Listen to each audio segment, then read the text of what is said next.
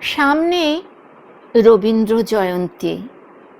বিশ্বকবি রবীন্দ্রনাথ ঠাকুরের উদ্দেশ্যে লেখা আমার একটি স্বরচিত কবিতা আজ আমি আবৃত্তি করে শোনাচ্ছি।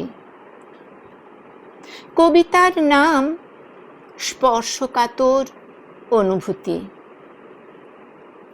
গানের জন্য আমি প্রাণ দিয়ে দিতে পারি। কেমন নির্বোধের মতো লাগছে না শুনতে?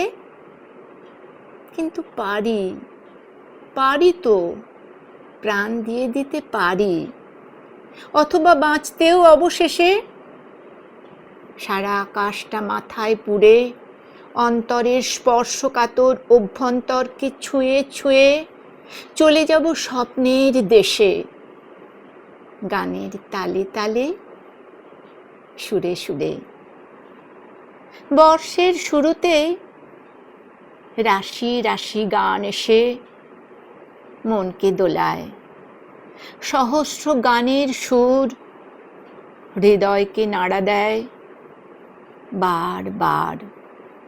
এ যেন গানের একটা মাস, বৈশাখ, উদযাপনের, জন্মদিনের। দুঃসহ গরমেও নিরন্তর সঙ্গীতের ঝর্ণাধারা ঝরে অবিরত। বুকের মধ্যে যখন আঘাতে আঘাতে দুঃসহ, গান এসে দুহাত বাড়িয়ে দেয়, সব দুঃখ ধুয়ে মুছে সাপ। একাকিত্বে হাত ধরে সেই, যে গান পুরনো হবে না কোনো দিন। সঙ্গতে অতি আধুনিক, প্রকৃতি ও সাংসারিক সমুদ্র থেকে দার্শনিক ভাবনায় সঙ্গীতের বাণী সব নূতন ও প্রবীণ।